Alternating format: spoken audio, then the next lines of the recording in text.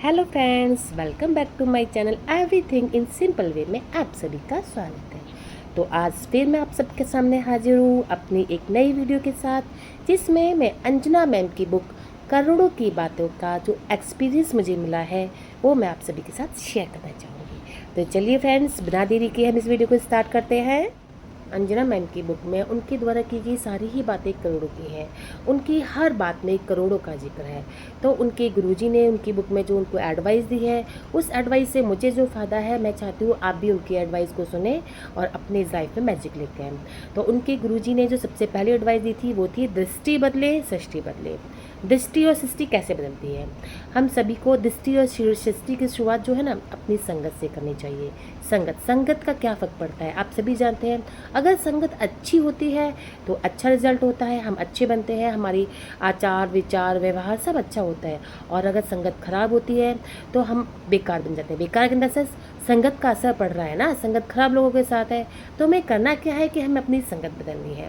हमें अच्छे लोगों के साथ बैठना है, अमीर लोगों के साथ उठना बैठना करना है, उनके जैसी आदतें अपनानी है, उनके जैसा करोड़ों का खर्चा अपनाना, उनके जैसे करोड़ों की बातें सोचनी है, सोचना है, करना है। और देखिएगा आपकी लाइफ में बिल्कुल वैसा ही होने लगेगा जैसा आप सोचेंगे करेंगे, क्योंकि आप कर रहे हैं ना, सोच रहे हैं ना।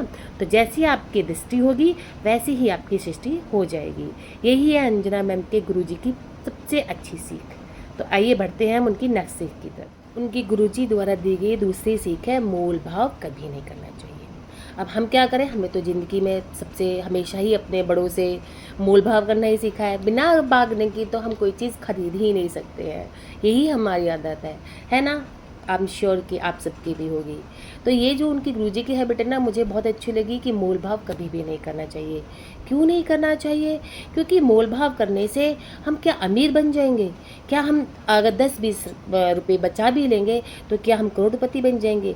नहीं, हमें मोल भाव नहीं करना चाहिए। बल्कि 10% कमाना, जो लोग 10 या 20% ज़्यादा कमा रहे हैं, ये उनका हक है। मोल भाव करना हमारा हक नहीं है, बट उनका हक है 10-20% कमाना। क्योंकि इससे उनकी रोजी चलती है, उनके घर में खर्चा चलता है। अगर हम मोल भाव नहीं करेंगे तो हमें उनकी नज़र में जो हमारी रिस्पेक्ट है ना, जो हमारी सम्मान है, वो 10 गुना बढ़ जाता है। वो खुद से ही हमें वेलकम करेंगे, आइए मैडम, आइए सर, आइए, हमें बेस्ट क्वालिटी दिखाएंगे, हमें अलग से ट्रीट किया जाएगा। तो जब ये सब आप फील करोगे, महसूस करोगे, तो आपको खुद लगेगा कि हाँ सही है, मोल भाव नहीं करना चाहिए। पर कई बार लोग सोचते हैं ना कि मोल भाव नहीं करेंगे तो लोग दुकानदार तो हमें लूट लेंगे। अरे हमने दुकानदार को लूटा, 10-20% कमा बचत भी कर ली, तो कौन सा हम करोड़पति बन गए? तो एक बार ये काम करते हैं कि मोल भाव नहीं करके देखते हैं। मोल भाव करने से तो हम अमीर बने नहीं, अगर ना करने से अमीर बन जाए तो एक बार कर लेते हैं। अंजना मैम तो बन गई, हम भी बन जाएंगे, है ना? सही रहेगा ना? तो अब से हम एक ही करेंगे कि आगे के हम कभी भी मोल भाव नहीं करेंगे किसी से भी, किसी भी फ्रूट सेलर से, किसी भी वेजिटेबल सेलर से हम कोई भी मोल भाव नहीं करेंगे, ये कंफर्म है ना? चलिए आगे बढ़ते हैं। अंजना मैम की तीसरी गुरुजी ने जो तीसरी बात कही थी वो थी उधारी वापस कभी भी नहीं मांगनी चाहिए। उधारी, कर्ज, ऐसे शब्द हैं ना जिनको सुनते ही नींद उड़ जाती है।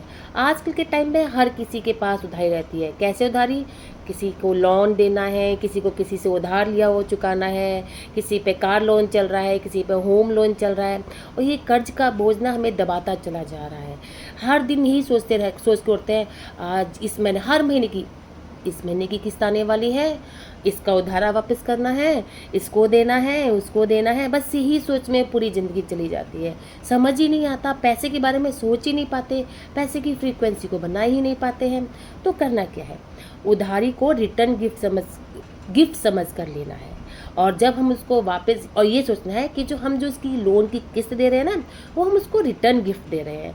इससे हमारे माइंड पर प्रेशर नहीं पड़ेगा और हम जो अपने पैसे की फ्रीक्वेंसी है ना, उसे बरकरार रख पाएंगे। हम बस यही सोचना है कि हमने जो उधारी ली है वो उसने हमें हमारे टाइम पे हमें एक गिफ्ट दिया है, हमारे आगे फ्रीक्वेंसी बनाने के लिए, पैसे की फ्रीक्वेंसी को बरकरार रखने के लिए, और हमें उसे रिटर्न गिफ्ट के तौर पे, छोटे छोटे रिटर्न गिफ्ट के तौर पे वापस करते रहना है। इस तरीके से हमारे माइंड पर प्रेशर नहीं पड़ेगा। तो फ्रेंड्स, यही करना है। उधारी को जो हमने लिया है उसको एक एनर्जी समझना है, ठीक है ना? जिससे कि आपके माइंड पर ना प्रेशर नहीं पड़ेगा, ठीक है? अब आगे बढ़ते हैं हम उनके गुरु जी की नेक्स्ट एडवाइस की तरफ। नेक्स्ट जो उन्होंने शिक्षा दी थी कि पैसे को दो और भूल जाओ। अब ऐसा कैसे हो सकता है भाई, हमने किसी को उधार दिया और हम भूल जाए, ये तो हो नहीं सकता। पर जो उन्होंने आगे बात की ना, आप उसको ध्यान से सुनिए। उन्होंने कहा कि पैसा देकर भूलने का मतलब है कि आप जिसको भी आप उधार दे रहे हो उससे एक टाइम पूछ लो कि भाई आप इस टाइम पर इस समय क्या मुझे मेरा पैसा वापस कर सकते हो, और फिर उस टाइम से पहले उसको बिल्कुल भी डिस्टर्ब मत करो, एक बार भी उसे कॉल मत करो, बल्कि उसको ब्लेस करो और उसके लिए उसको ब्लेस करके बोलो कि उसके जीवन में प्रॉस्पेरिटी आए, वो अपने लाइफ में तरक्की करे, वो अपनी पैसे की फ्रिक्वेंसी को और बढ़ाए और अच्छा कमाए। अगर ऐसा आप करोगे तो वो तरक्की करेगा और आपका पैसा आपके पास टाइम से पहले या फिर जिस टाइम पर उसने कहा है आपके बिना कॉल किए बिना कुछ बोले वापस आ जाएगा। क्योंकि अगर आप बार बार कॉल करते हो ना, तो होता क्या है कि उस बंदे का दिमाग इसी चीज़ में रहता है। आपने कॉल किया, मेरा पैसे कब बचाओगे, वो दिमाग अरे यार फिर कॉल आ गया। वो अपने पैसे के बारे में, उसकी फ्रीक्वेंसी को बढ़ाने के बारे में सोच ही नहीं पाता है। तो अब से करना क्या है कि कभी भी किसी को उधार देना है, उससे पूछो कि आप किस टाइम तक अपने हमारे पैसे को वापस कर पाओगे, और फिर उसको ब्लेस करो, उसके लिए दुआ करो कि उसकी तरक्की दिन दोगुनी रात चौगुनी हो, ताकि वो आपका पैसा टाइम से आपको वापस कर सके। है ना फ्रेंड्स, सही तरीका है ना। चलिए आगे बढ़ते हैं।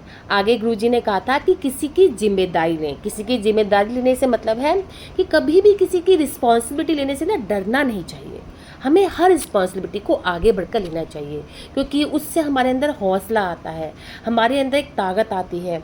जब हम बोलते हैं ना कि अगर हम किसी को एक हाथ से मदद करते हैं तो भगवान हमारे लिए 100 हाथ देने के लिए खोल देता है।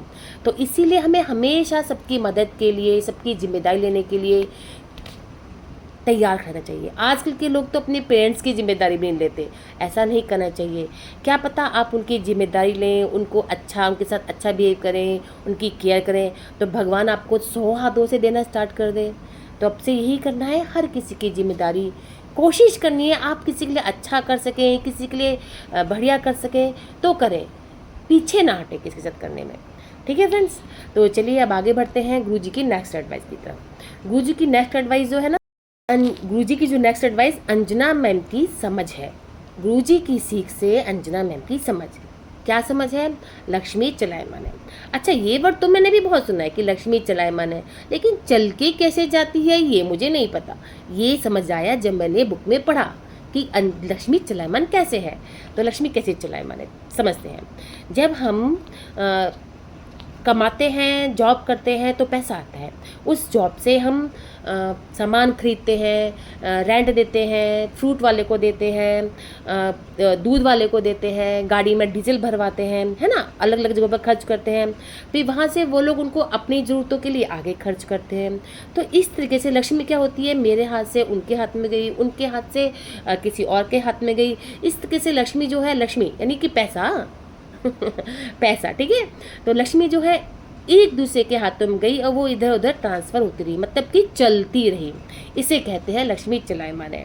तो हमें करना क्या है लक्ष्मी चलायमान के लिए, कि जब भी हम किसी को पैसा दें तो हमें एक ही बात करनी है, मैं लक्ष्मी जी आपसे बहुत प्यार करती हूँ और आपके बगैर रह नहीं सकती। तो प्लीज़ जल्दी से सबको ब्लेस करके, सबकी इच्छाओं को पूरा करके, सबकी ज़रूरतों को पूरा करने के बाद मेरे पास डबल होकर वापस आ जाना। बस एक ही बात बोलनी है और हमेशा बोलनी है। ऐसा नहीं है कि कोई बड़ी अमाउंट खर्च की तभी बोलना है। किसी को भी छोटा दो या बड़ा दो, कोई भी पैसा खर्च करो या किसी को दो या कैसे भी करो, उस तब हमेशा ही ये बोलना है अपने पर्स से निकाल तक पैसा लो, आपको मेरे पास डबल होके वापस आना है, क्योंकि मैं आपके बिना नहीं रह सकती। मुझे आपसे बहुत लगाव है, मुझे आपसे बहुत प्यार है, मुझे तो है। तो मैं तो आपसे यही ट्राई करती हूँ और यही बोलती हूँ जब भी किसी को पैसा देती हूँ कि मुझे लक्ष्मी जी आपसे बहुत प्यार है, आप जल्दी से डबल होके मेरे पास वापस आना। बिलीव मी, ऐसा हुआ है मेरे साथ, वो पैसा डबल होके वापस आ गया है मेरे पास। तो इसीलिए ये सारी एडवाइस जितनी भी थी ना गुरुजी की, मुझे बहुत पसंद आई है। आपको भी पसंद आएंगी तो प्लीज़ मुझे कमेंट में ज़रूर बताइएगा कि आप सबको मेरा एक्सपीरियंस कैसा लगा। जब तक के लिए थैंक यू, धन्यवाद, बाय बाय।